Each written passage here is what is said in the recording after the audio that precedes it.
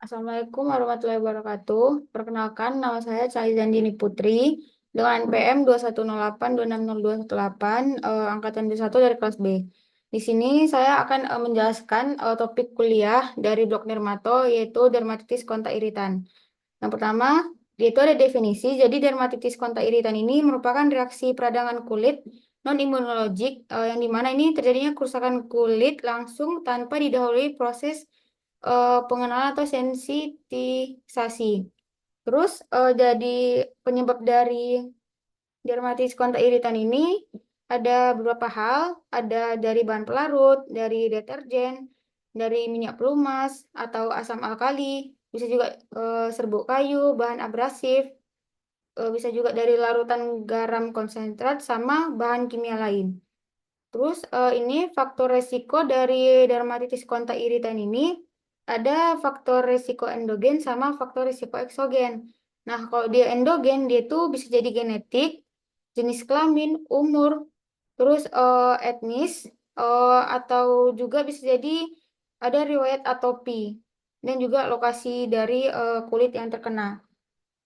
Terus kalau untuk faktor eksogennya, dia itu ada sifat-sifat kimia iritan, karakteristik dari paparannya, terus ada juga faktor mekanik sama radiasi ultraviolet.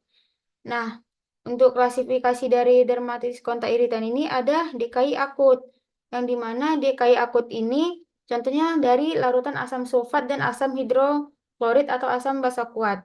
Yang kedua ini ada DKI akut lambat, yang dimana kalau DKI akut lambat ini gambaran klinis dan gejala ini sama dengan DKI akut, tetapi baru terjadi 8 sampai 24 jam setelah berkontak dengan bahan iritan.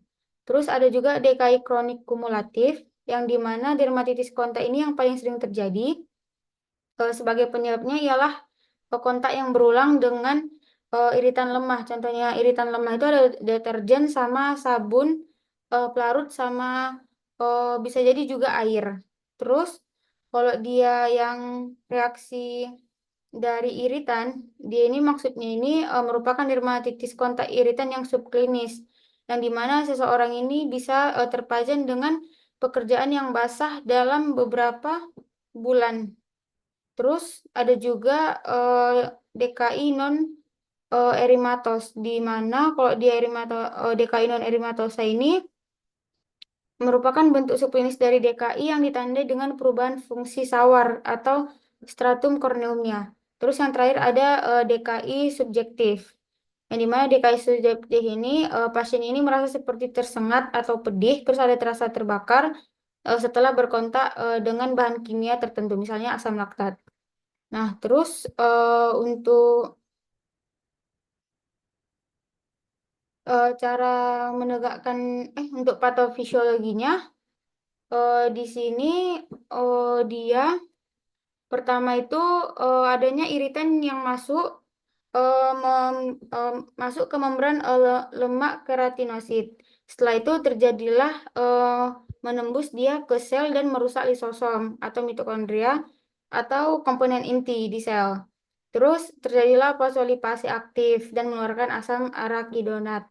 Terus nanti dari asam arakidonat ini diubahlah menjadi leukotrien, sehingga terjadilah vasodilatasi, terus peningkatan permeabilitas vaskular, terus pengeluaran transudasi sama pengeluaran kemotran, sehingga terjadi perubahan vaskular dan terjadilah yang terakhir itu rentan kejadiannya gejala peradangan di tempat yang terjadi dengan kontak iritan tadi. Ada nanti terasa eritem, ada edem, panas, nyeri, dan lain-lain. Terus cara menegakkan diagnosanya ini pertama itu bisa kita lakukan dari anamnesis. Yang dimana kalau di anamnesis ini nanti pasien itu pasti datang mengeluhkan nyerinya itu kayak ada gatal, terus pada daerah yang terkena nanti adanya ada riwayat kena bahan iritan kimia ataupun yang lain. Terus di keluarga nanti ada juga yang mengalami gejala yang sama. Terus dari pemeriksaan fisiknya, dari lokalisasinya itu kita ya bisa jadi mengenai seluruh tubuh atau biasanya itu tempat predileksi pada tangan dan lengan. Terus kalau dia Efloresensinya ini adanya makula eritem berbatas tegak, hiperkeratosis, sama adanya visceral vesicle. Terus untuk di pemeriksaan penunjangnya bisa kita lakukan PET test sama pemeriksaan histopatologi. Terus kalau untuk tata laksananya itu ada farmako sama non farmako. Kalau di non farmako itu bisa kita kompres terbuka 2 sampai dengan 3 lapis kain kasah dengan larutan NaCl 0,9%. Terus bisa kita kasih sistemik anti histamin, ada cetirizine, loratadine sama prednison. Kalau dia farmakologi yang topikal bisa kita kasih hidrokortison 2%, triam triam triamison triamison triamisolon 0,1%, lu sama betametason. Terus kok komplikasinya kita adanya nanti nampak komplikasi hiperpigmentasi atau hipopigmentasi, bisa juga scar. Terus bisa juga sekundari neurodermatitis.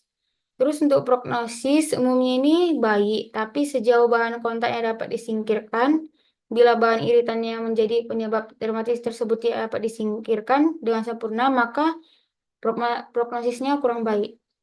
Ini untuk referensinya, dia ada 3 dari Juanda A, sama ada dari Perdoski 2017, sama ada dari Panduan Praktis Klinis bagi dokter di fasilitas kelainan. Mungkin cukup sekian presentasi mind map dari saya. Eh, Terima kasih. Assalamualaikum warahmatullahi wabarakatuh.